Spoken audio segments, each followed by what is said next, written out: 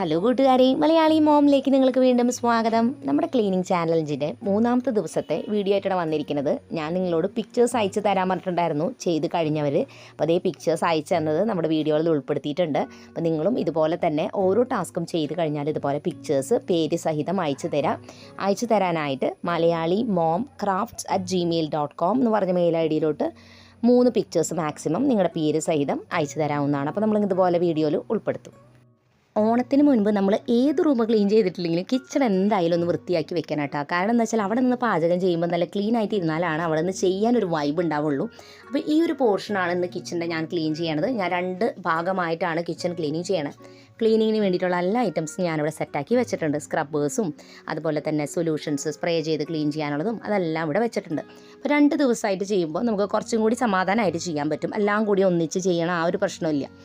ആദ്യം തന്നെ counter ടോപ്പിലിരിക്കുന്ന items എല്ലാം എടുത്ത് മാറ്റി കഴിഞ്ഞിട്ട് അവിടെ മാറാലേക്ക് ഉണ്ടെങ്കിൽ അതൊക്കെ തട്ടി കളയുക. അത് കഴിഞ്ഞ് ജനാലി ഉണ്ടെങ്കിൽ അടുത്താണെങ്കിൽ അതും ക്ലീൻ ചെയ്യലാണ് ആദ്യം ഞാൻ ചെയ്യണേ. അങ്ങനെ നമ്മുടെ കിച്ചൻ്റെ ജനാലയുടെ പോർഷനാണ് നമ്മൾ ആദ്യം ക്ലീൻ ചെയ്യണത്. നമ്മൾ കിച്ചൻ്റെ ജനാല ഇപ്പോൾ അടുത്ത് പെയിൻ്റ് അടിച്ചിട്ടുള്ളൂ, അതുകൊണ്ട് വലിയ കാര്യമായിട്ട് അഴുക്കൊന്നും പിടിച്ചിട്ടില്ല. ജസ്റ്റ് മാറാലും തട്ടി കളയാനേ ഉള്ളൂ. ഇനി അങ്ങനെ അഴുക്ക് പിടിച്ചിരിക്കുകയാണെങ്കിൽ, അതായത് സ്റ്റൗവിൻ്റെ അടുത്തൊക്കെ ജനാല ഉണ്ടെങ്കിൽ നമ്മൾ അവിടെ ഇരിക്കുന്ന ഐറ്റംസൊക്കെ തുടയ്ക്കുമ്പോൾ എപ്പോഴും നേരിയ ചൂടുവെള്ളത്തിൽ ഒന്ന് മുക്കി തുടയ്ക്കുകയാണെങ്കിൽ പെട്ടെന്ന് ക്ലീൻ ആയിട്ട് കിട്ടും. അത് അവിടെ ഇരിക്കുന്ന എന്ത് ഐറ്റംസ് ക്ലീൻ ചെയ്യാനുള്ള അങ്ങനെ തന്നെ ചെയ്താൽ മതി. ഇപ്പോൾ കൗണ്ടർ ടോപ്പിൽ നമ്മൾ ഇതുപോലെയുള്ള ചെറിയ ചെറിയ ഐറ്റംസൊക്കെ വെക്കുന്നുണ്ടെങ്കിൽ നേരിയ ചൂടുവെള്ളത്തിൽ എല്ലാ ഐറ്റംസും തുടച്ചെടുത്താൽ നല്ല നീറ്റ്.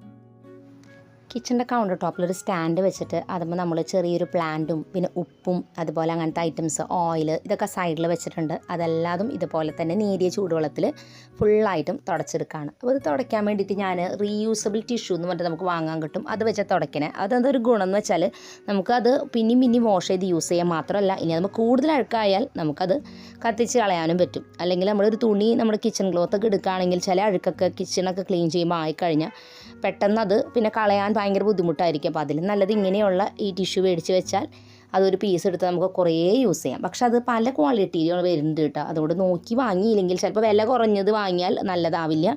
ഞാൻ വാങ്ങിയത് കുറച്ച് വിലയുണ്ട്, പക്ഷെ കുറേ ലാസ്റ്റ് ചെയ്യണ മോഡലായിരുന്നു. ഇനി ഞാൻ അവിടെ ഇരിക്കുന്ന ഈ ഒരു ബ്ലാക്ക് സ്റ്റാൻഡും തുടച്ചൊക്കെ വെക്കുകയാണ്. ഇതെൻ്റെ കയ്യിൽ കുറേ നാളായിട്ടുള്ളൊരു സ്റ്റാൻഡാട്ടോ. നല്ല ക്വാളിറ്റി ഉണ്ട്. വെള്ളം വല്ലാതെ നനയാത്ത സ്ഥലത്ത് വെച്ചാൽ മതി, കുറച്ച് നീക്കിയിട്ട്. അങ്ങനെ ആകുമ്പോൾ നമുക്കിത് ഐറ്റംസൊക്കെ വെക്കാം. അതിൻ്റെ വൈറ്റും ഈ ഒരു ബ്ലാക്കുമാണ് വരണത്. പിന്നെ ഇവിടെ വാൾ ഷെൽഫിൽ ഇങ്ങനെ ഒരു ചെറിയ ഷെൽഫ് വെച്ചിട്ടുണ്ട്. അതും ഞാൻ ഫുൾ തുടച്ച് അതും വൃത്തിയാക്കി വെക്കുകയാണ്. ഞാൻ നേരത്തെ കാണിച്ച ഒരു ഓറഞ്ച് കളർ ക്ലീനിങ് സൊല്യൂഷൻ ഉണ്ടല്ലോ, അതിലിങ്ങനെ ചെറിയ പത പോലെയുണ്ട്. അപ്പോൾ നമ്മൾ സ്പ്രേ ചെയ്ത് നമുക്കത് ക്ലീൻ ചെയ്യുമ്പോൾ പെട്ടെന്ന് അഴുക്കൊക്കെ പോവും.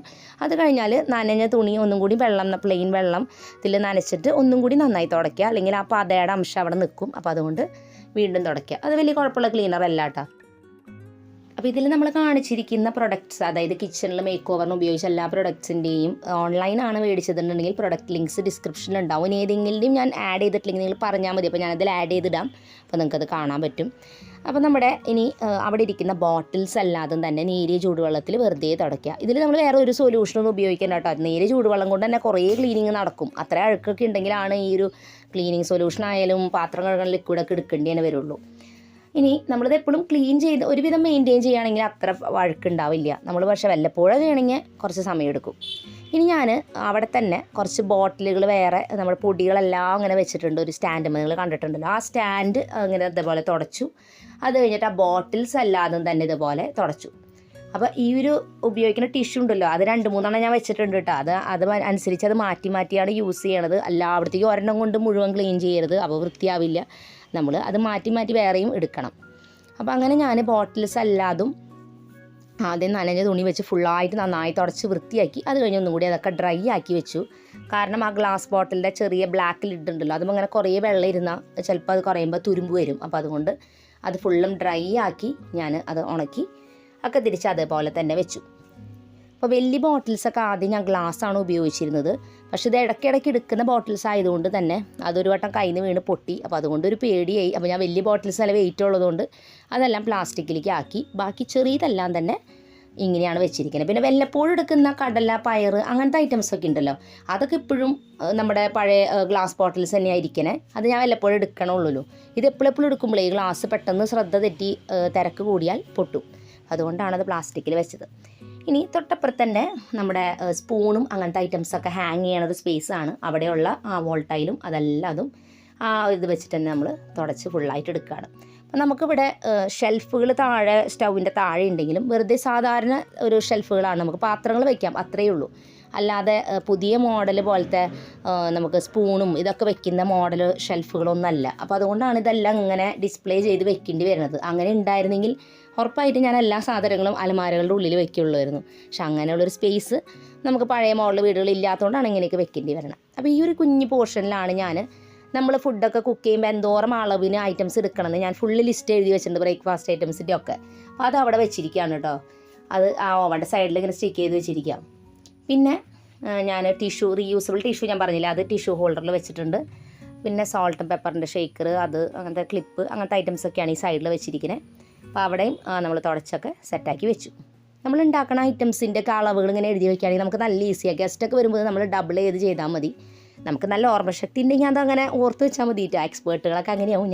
എനിക്ക് ചില നേരത്തൊക്കെ മറന്നു പോകും, അതുകൊണ്ടാണ് എഴുതി വെച്ചിരിക്കുന്നത്. എന്തോരം ഉണ്ടാക്കിയാലും ചിലപ്പോൾ മറക്കും.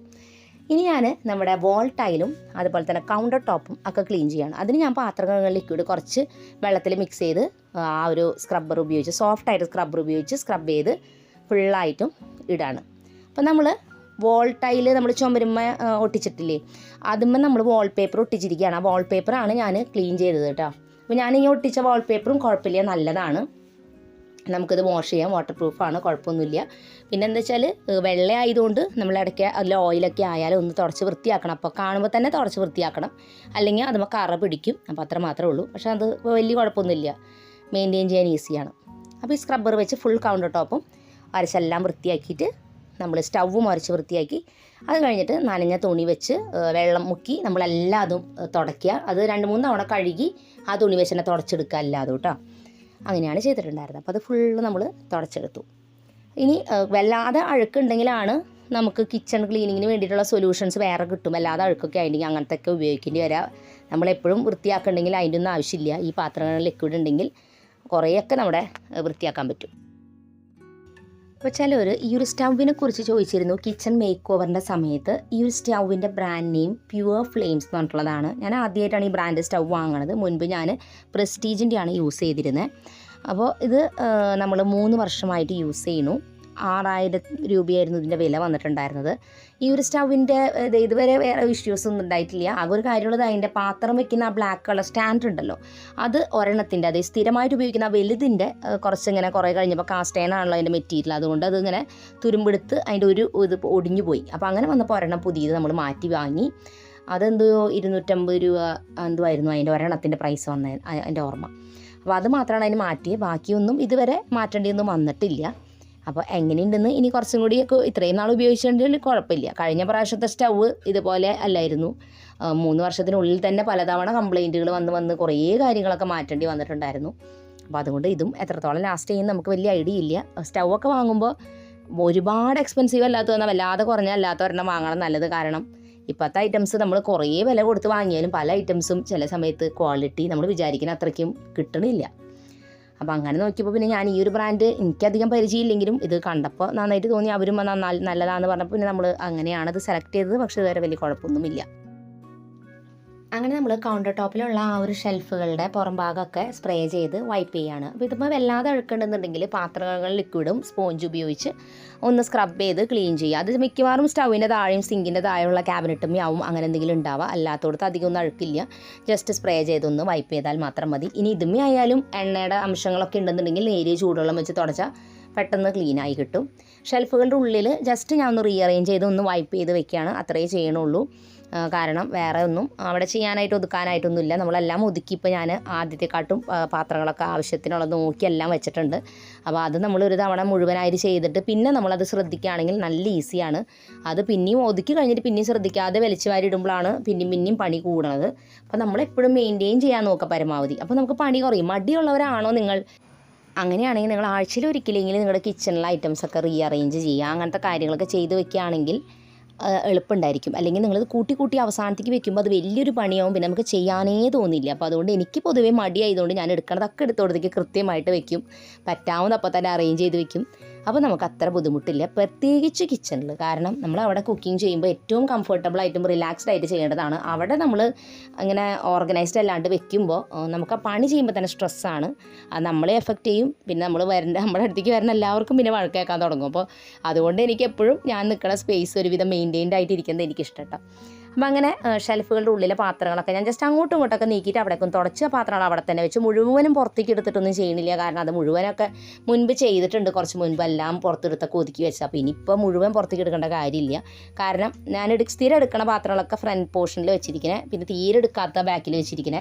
അപ്പോൾ അത് ഒന്നും പുറത്തേക്ക് മുഴുവൻ എടുത്ത് അറേഞ്ച് ചെയ്യേണ്ട കാര്യമില്ല. അപ്പോൾ ഇതൊക്കെ ഒന്ന് റീഅറേഞ്ച് ചെയ്തൊക്കെ സെറ്റ് ചെയ്തു. നമ്മൾ ക്ലീനിങ്ങിന് ഉപയോഗിച്ച എല്ലാ തുണികളും നന്നായിട്ട് വാഷ് ചെയ്ത് അത് ഉണക്കാനായിട്ട് ഇടണം. പിന്നെ അത് കഴിഞ്ഞ് ഏറ്റവും ലാസ്റ്റ് നമ്മുടെ സിങ്ക് കഴുകുകയാണ്. അപ്പോൾ സിങ്ക് നമ്മൾ എല്ലാ ദിവസവും കഴുകണോണ്ട് നമ്മൾ ആ പാത്രം ലിക്വിഡ് വെച്ചിട്ട് ജസ്റ്റ് ആ സ്ക്രബ്ബർ വെച്ച് അരച്ച്, സ്റ്റീൽ സ്ക്രബ്ബർ ഉപയോഗിച്ച് അരച്ച് കഴുകുകയാണ്. ഇനി അത് മഴക്കും കാര്യങ്ങളൊക്കെ ഒരു കുറച്ച് കഴിയുമ്പോൾ ഇങ്ങനെ ആ ഒരു തിളക്കം പോയി കഴിയുമ്പോൾ നിങ്ങൾക്ക് ചെയ്യാവുന്നത് ബേക്കിംഗ് സോഡയും പാത്രം കഴുകണ ലിക്വിഡും കൂടി മിക്സ് ചെയ്യുക. അപ്പോൾ ബേക്കിംഗ് സോഡയ്ക്ക് ആ ഒരു ഉരച്ചിലും കാര്യങ്ങളൊക്കെ ഉണ്ട്, അത് നന്നായിട്ട് ക്ലീൻ ആവാനും ഹെൽപ്പ് ചെയ്യും. അത് മിക്സ് ചെയ്തിട്ട് ക്ലീൻ ചെയ്യുകയാണെങ്കിൽ നല്ല തിളക്കം ഉണ്ടായിരിക്കും. അപ്പോൾ ഇടയ്ക്ക് അതൊന്ന് ചെയ്യാം, അപ്പോൾ നല്ല തിളക്കാവും. എല്ലാ ദിവസവും ഇങ്ങനെ പാത്രം കഴുകണ ലിക്വിഡ് കൊണ്ട് സ്റ്റീൽ സ്ക്രബ്ബർ അരച്ച് കഴുകിയാൽ മതി. അങ്ങനെ അതും കഴുകി കംപ്ലീറ്റ് ആക്കി ഇനി നമുക്ക് കൗണ്ടർ ടോപ്പിൽ നിന്ന് എടുത്ത ഐറ്റംസും അതെല്ലാം തിരിച്ചവിടെ വയ്ക്കാം. എന്ത് സാറ്റിസ്ഫാക്ഷൻ ആണെന്നറിയോ, ഇതെല്ലാം കഴിഞ്ഞിട്ട് കിച്ചൺ ഇങ്ങനെ കാണുമ്പോൾ അതിങ്ങനെ കണ്ടുകൊണ്ടിരിക്കാൻ തോന്നും. എനിക്ക് ഭയങ്കര ഇഷ്ടമാണ് ക്ലീനിങ് കഴിഞ്ഞിട്ട് ഇതിങ്ങനെ കാണാനായിട്ടാ. നല്ലൊരു ക്ലീനിങ് ഒക്കെ ചെയ്തതിൻ്റെ ആ ഒരു മണവും ആ ഒരു വൃത്തിയും കൗണ്ടർ ടോപ്പൊക്കെ ഇങ്ങനെ തുടച്ചിടുമ്പോൾ കിട്ടുന്ന ഒരു രസം അല്ലേ. പണ്ടൊന്നും ഇത് എൻജോയ് ചെയ്യാൻ പോലും പറ്റാത്ത കാര്യങ്ങളായിരുന്നു. പണ്ടൊക്കെ നമുക്ക് തോന്നുന്നത് എന്താണ്, പക്ഷേ ഇവിടെ നമ്മൾ ടൈം സ്പെൻഡ് ചെയ്ത് ഇതൊക്കെ ഭംഗിയാക്കി കഴിയുമ്പോഴാണ് ആ ഒരു സാറ്റിസ്ഫാക്ഷൻ നമുക്ക് കിട്ടണം കേട്ടോ. പ്രത്യേകിച്ച് എനിക്ക് കിച്ചണിൽ ഓരോന്നൊക്കെ ചെയ്ത് വയ്ക്കുമ്പോൾ ഭയങ്കര സന്തോഷം. നമ്മളുള്ള സ്പേസ് എവിടെയാണോ അവിടെ ഭംഗിയാക്കുമ്പോൾ അവിടെ നിൽക്കാൻ തന്നെ ഒരു വൈബല്ലേ. അപ്പോൾ അങ്ങനെ നമ്മൾ അത് കഴിഞ്ഞ് ക്ലീനിങ്ങിന് വേണ്ടി ഉപയോഗിച്ച എല്ലാ തുണികളും നന്നായി കഴുകി വൃത്തിയാക്കി വെയിലത്ത് ഉണക്കാനായിട്ട് ഇടാണ്. അത് കഴിഞ്ഞ് നമ്മുടെ ചവിട്ടി നമ്മൾ അതും കൂടി ഇവിടെ വിരിച്ചു കൊടുത്തിട്ടുണ്ട്. ചവിട്ടി ഞാൻ കഴിഞ്ഞ ദിവസം കഴുകിയിട്ടുണ്ടായിരുന്നു. അപ്പോൾ അതിന് ഞാൻ വരുന്ന വീഡിയോയിൽ അങ്ങനെ കുറച്ച് പണികളൊക്കെ നമുക്ക് ചെയ്യാനുണ്ട്. ജനാല തുടയ്ക്കൽ, ചവിട്ടി കഴുകൽ, അങ്ങനത്തെയൊക്കെ അതൊക്കെ കൂടെ ഒരു വീഡിയോ ആയിട്ട് ചെയ്യാം കേട്ടോ. അത് ഇതിൽ പറയുന്നില്ല. അപ്പോൾ അത് ചെയ്ത് കഴിഞ്ഞതാണ്. അപ്പോൾ അതും കൂടി അവിടെ വിരിച്ച് എല്ലാം സെറ്റാക്കി നമ്മുടെ കിച്ചൺ ക്ലീനിങ് കംപ്ലീറ്റ് ആയി. അപ്പോൾ ഇന്നത്തെ ഈ ഒരു ടാസ്ക് നിങ്ങളും എല്ലാവരും ചെയ്യണം. കുറച്ച് ചെയ്യാൻ പറ്റുള്ളെങ്കിൽ അതായാലും മതി, കുറച്ചെങ്കിലും ചെയ്യുക. അപ്പോൾ തന്നെ നിങ്ങൾക്ക് നല്ലൊരു വൈബ് കിട്ടും. അപ്പോൾ നിങ്ങൾക്ക് വീണ്ടും തുടർന്ന് ചെയ്യാം. അപ്പോൾ ഇന്നത്തെ വീഡിയോ നിങ്ങൾക്ക് എല്ലാവർക്കും ഇഷ്ടപ്പെട്ടു എന്ന് വിചാരിക്കും. തീർച്ചയായിട്ടും നിങ്ങളും പിക്ചേഴ്സ് അയച്ച് തരണം. malayali.momcrafts@gmail.com എന്ന് പറഞ്ഞ മെയിൽ ഐഡിയിലോട്ട് 3 പിക്ചേഴ്സ് മാക്സിമം നിങ്ങളുടെ പേര് സഹിതം അയച്ച് തരാണെങ്കിൽ നമ്മുടെ വീഡിയോയിൽ ഉൾപ്പെടുത്തുന്നതായിരിക്കും. അപ്പോൾ ഇന്നത്തെ വീഡിയോ നിങ്ങൾക്ക് ഇഷ്ടപ്പെട്ടു എന്ന് വിചാരിക്കുന്നു. പുതിയൊരു നല്ല വീഡിയോ ആയിട്ട് വരുന്നത് വരെ എല്ലാ കൂട്ടുകാർക്കും ബൈ ബൈ.